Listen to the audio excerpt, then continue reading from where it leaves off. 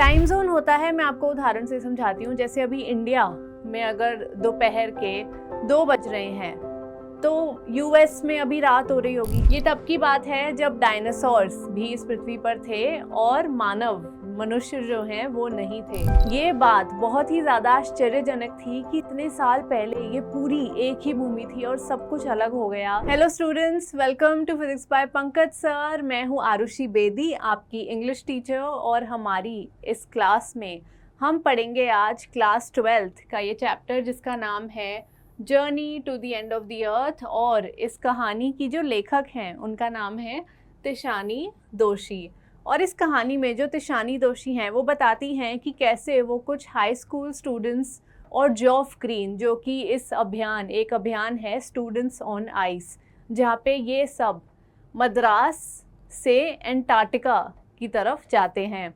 और एंटार्क्टिका दुनिया की सबसे ठंडी, जहाँ का तापमान -30 तक जा सकता है, सबसे ठंडी, सबसे ज़्यादा ड्राई, सबसे ज़्यादा विंडी, बहुत ज़्यादा हवा चलती है वहाँ, ऐसी जगह पर वो जाते हैं। और एंटार्क्टिका कुछ इस तरह का दिखता है।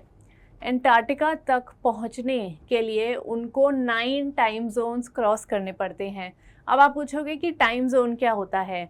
टाइम जोन होता है, मैं आपको उदाहरण से समझाती हूँ। जैसे अभी इंडिया में अगर दोपहर के 2 बज रहे हैं तो यूएस में अभी रात हो रही होगी, तो ये हो गया एक टाइम जोन। ऐसे उनको 9 टाइम जोन क्रॉस करने पड़े, मतलब वो अलग अलग टाइम जोन में गए, जहाँ कभी रात हो रही थी, कभी सुबह हो रही थी, कभी दोपहर हो रही थी। तो उन्होंने 9 टाइम जोन्स क्रॉस किए। उन्होंने 6 सिक्योरिटी पॉइंट्स भी क्रॉस किए और 6 सिक्योरिटी चेक पॉइंट्स के साथ उन्होंने 3 महासागर भी क्रॉस किए। जो भी उनकी यात्रा का समय था, चाहे वो प्लेन से हो, चाहे वो समुद्री जहाज़ जिनसे वो गई, एक रशियन जहाज़ जिसका नाम है अकेडमिक शुकाल्स्की, उस शिप पर जितना समय लगा, पूरी यात्रा का समय कुल मिलाकर 100 घंटे था। लेकिन जब फाइनली वो एंटार्क्टिका पहुंची और उन्होंने इस विशाल सफ़ेद दृश्य को देखा कि जैसे पूरा सब कुछ ही सफ़ेद था, जहाँ तक वो देख रही थी सब कुछ वाइट था, ये देखकर उन्हें बहुत ही ज़्यादा राहत मिली। और इसके बाद उन्होंने ये सोचा कि एक समय ऐसा भी था जब भारत और एंटार्क्टिका एक ही भूमि से जुड़े हुए थे। कैसे, वो हम इस तस्वीर से समझेंगे। तो देखिए, लगभग 650 मिलियन ईयर्स, इतने साल, इतने वर्ष पहले जो इंडिया है, वो एंटार्क्टिका, ये सब एक साथ जुड़े हुए थे। ये एक विशाल महाद्वीप था और इसको गोंडवाना कहा जाता था। ये तब की बात है जब डायनासोर्स भी इस पृथ्वी पर थे और मनुष्य जो हैं वो नहीं थे। तो 500 मिलियन साल तक सब कुछ ठीक ठाक चलता रहा। लेकिन जैसे जैसे धीरे धीरे जो डायनासोर्स हैं वो विलुप्त होने लगे, तो ये जो महाद्वीप भी है वो भी अलग अलग हिस्सों में बट गया। तो ये देखिए, जिससे हमारा आज का जो विश्व है वो आकार में आया। तो आप देख सकते हैं कि कैसे सब कुछ जो है अलग हो गया, लेकिन जो एंटार्क्टिका था वो एकदम ही नीचे चला गया, सबसे अलग हो गया। तो हमारे लेखक के लिए ये बात बहुत ही ज़्यादा आश्चर्यजनक थी कि इतने साल पहले ये पूरी एक ही भूमि थी और सब कुछ अलग हो गया, और एंटार्क्टिका और भारत आज हमारे प्रेजेंट डे में कितने ज़्यादा अलग हैं। तो उनके लिए ये बात उस इतिहास का हिस्सा बनने जैसा थी। एंटार्क्टिका में कोई भी मानव निर्मित चीज़ें जैसे कि बड़ी इमारतें या फिर मतलब कुछ भी नहीं है, सब कुछ सफ़ेद ही है, सब कुछ पूरा फ्लैट है। जहाँ देखो ऐसा लगता है एक बहुत ही बड़ी सफ़ेद चादर हो, और पूरा समय 24 घंटे वहाँ सूरज होता ही नहीं है, तो आपको समय का भी कुछ पता नहीं चलता। और लेखक के लिए ये बहुत ही अजीब बात थी, ऐसा लग रहा था पता नहीं वो दुनिया से बाहर कहाँ आ गए हैं, एंटार्क्टिका उन्हें ऐसा लगा।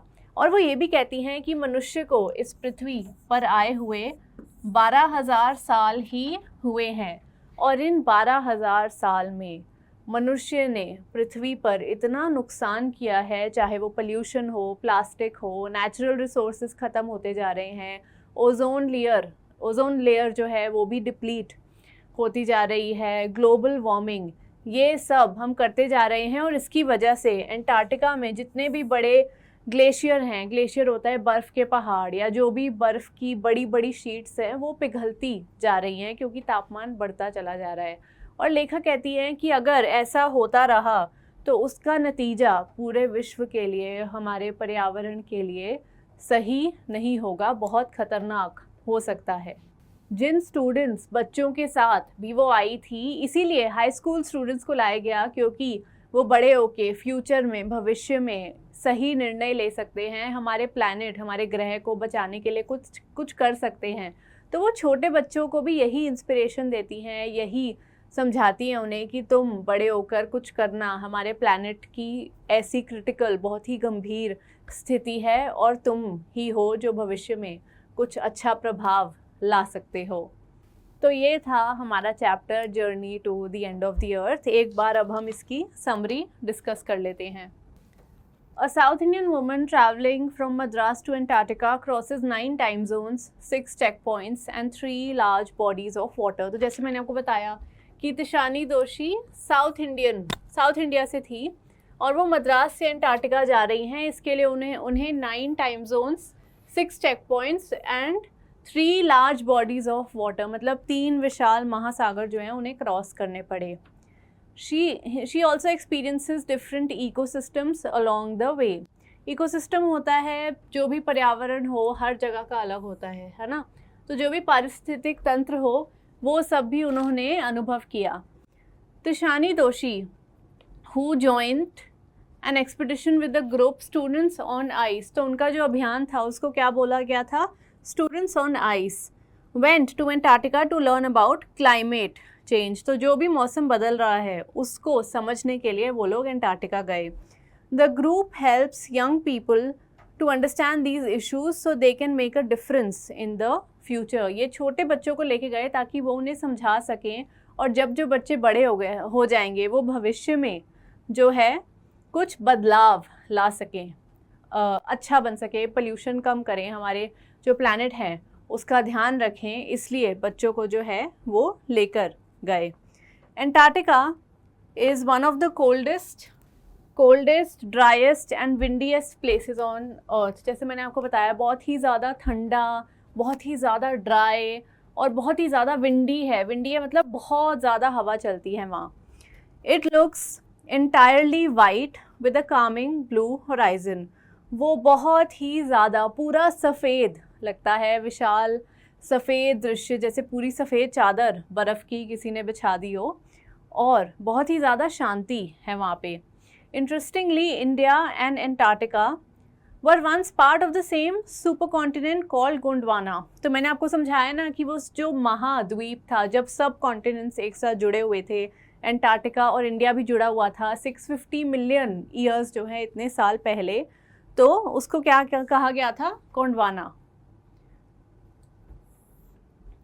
Back then Antarctica had a much warmer climate. तब जो तापमान था वो गर्म था उस समय पहले।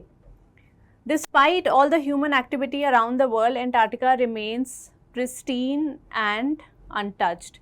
इतना जो भी हम पोल्यूशन कर रहे हैं आज की डेट में, जिससे पूरे विश्व में जो है क्लाइमेट चेंज, ग्लोबल वार्मिंग, बदलाव आ रहा है, लेकिन केवल एंटार्क्टिका है जिस पर अभी कोई भी प्रभाव नहीं पड़ा। इट्स अनटच्ड और बहुत ही ज़्यादा प्रचन्न है। For someone from a warm sun loving place like South India, visiting a land covered in 90% ice and so silent that only snow avalanches break the quiet is a strange experience। तो हमारी जो लेखक हैं वो कहाँ की हैं? South India की। और उनके लिए, साउथ इंडिया में हमेशा गर्मी होती है, उनके लिए एक ऐसी जगह जाना जहाँ केवल 90% आइस ही हो, इतना ठंडा हो, बहुत ही ज़्यादा शांति हो, और आवाज़ भी कब आती है? जब कोई बर्फ़ की जो ग्लेशियर है वो टूट रहा है या शीट टूट रही है, सिर्फ उसी की आवाज़ आती है। ये उनके लिए एक स्ट्रेंज एक्सपीरियंस था, मतलब अजीब, बहुत ही अलग था उनके लिए, उन्होंने ऐसा कभी पहले देखा नहीं था। आगे बढ़ते हैं, ये हो गई हमारी समरी। अब आते हैं इंपॉर्टेंट वर्ड्स पे। हमारा पहला वर्ड है immensity, the state of being extremely large और वास्ट, कोई ऐसी चीज़ जो बहुत ही ज़्यादा बड़ी हो और विशाल हो। Isolation, the state of being separated और डिटैच्ड फ्रॉम अदर्स, मतलब दूसरों से अलग होने को कहते हैं आइसोलेशन। एमलगमेटेड, एमलगमेटेड का मतलब होता है कोई ऐसी चीज़ जो एक साथ मिलाई गई हो, जोड़ी गई हो, उसको कहते हैं अमेलगमेटेड। सिग्निफिकेंस, किसी चीज़ का महत्व या मतलब क्या है उसको कहते हैं सिग्निफिकेंस, इसका क्या सिग्निफिकेंस है। Ubiquitous, being present everywhere at the same time, जो हर जगह एक साथ एक ही समय मौजूद हो, उसको कहते हैं यूबिक्विटस। प्रोग्नोसिस, प्रोग्नोसिस का मतलब होता है किसी स्थिति का अंदाज लगाना, उसको प्रेडिक्ट करना, स्पेशली जब वो आपकी सेहत से रिलेटेड हो, सेहत से जुड़ी हो, उसको कहते हैं prognosis. Pristine, remaining in its original unspoiled condition, जैसे बोला ना कि अंटार्कटिका आज की दुनिया में भी एकदम प्रिस्टीन है। प्रिस्टीन का मतलब होता है जैसा था वैसा ही है, एकदम अनटच्ड है, अनस्पॉइल्ड कंडीशन। असली, अप्रदूषित। रेपरकशंस, रेपरकशंस का मतलब होता है किसी भी घटना जो होती है उसका नतीजा क्या होता है, उसको कहते हैं रेपरकशंस। फाइटोप्लैंक्टन, फाइटोप्लैंक्टन एक ऐसा पानी में रहने वाले जो छोटे पौधे होते हैं उसको हम कहते हैं फाइटोप्लैंक्टन। चलिए अब क्वेश्चन आंसर की ओर बढ़ते हैं। हमारा पहला क्वेश्चन है, the world's geological history is trapped in Antarctica, how is the study of this region useful to us. तो हमारे इतिहास की जो भी जियोलॉजिकल हिस्ट्री है, जैसे मैंने आपको बताया कि एक विशाल महाद्वीप था जो अलग अलग हिस्सों में बट गया, वो जो हिस्ट्री है वो एंटार्क्टिका में कैद है। तो इस रीजन की, क्षेत्र की जो पढ़ाई है वो हमारे कैसे काम आएगी, how is it useful to us. इसका आंसर है, around 650 million years ago the land masses split into different continents and oceans। 650 million years, इतने साल पहले जो बहुत बड़ी ज़मीन थी वो अलग अलग हिस्सों में बट गई। जो भी महाद्वीप एक बड़ा था गोंडवाना, वो छोटे छोटे द्वीपों में बट गया। Which marks the start of human history, और इसके बाद ही मानव इतिहास की शुरुआत हुई। Mammals only appeared after dinosaurs went extinct, dinosaurs के विलुप्त होने के बाद ही, इस दुनिया से जब वो ख़त्म हो गए उसके बाद ही मनुष्य जो है पृथ्वी पर आए। Which happen after land was divided, और ये तब हुआ जब पूरी भूमि जो है वो बट चुकी थी। ये था हमारा आंसर। नेक्स्ट क्वेश्चन है, What are Geoff Green's reasons for including high school students in the Students on Ice expedition? तो जो जॉफ ग्रीन हैं, जो कैप्टन हैं, जो इस अभियान को हेड कर रहे हैं, वो छोटे बच्चों को क्यों लेकर आए हैं इस स्टूडेंट्स ऑन आइस अभियान पे। तो इसका आंसर है, जॉफ green took high school students on a trip to one of the ends of the earth to help them understand how human actions can affect the nature। तो वो high school students को इसलिए लाए ताकि उन्हें ये वो समझा सकें, to help them understand how human actions, जो भी मानव गतिविधि है, जो भी मनुष्य ने इस पृथ्वी पर किया है, उसका पर्यावरण पर क्या प्रभाव हो गया है। He wanted future decision makers to experience the challenges of sustaining life as temperature rises.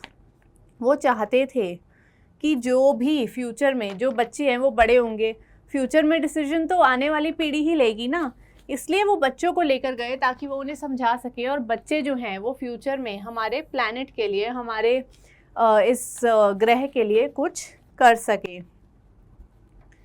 और वो उन्हें समझाना चाहते थे कि कैसे जो जीवन है, तापमान बढ़ने से जीवन को बनाए रखना हमारे पृथ्वी पर कितना ज़्यादा चुनौतीपूर्ण है।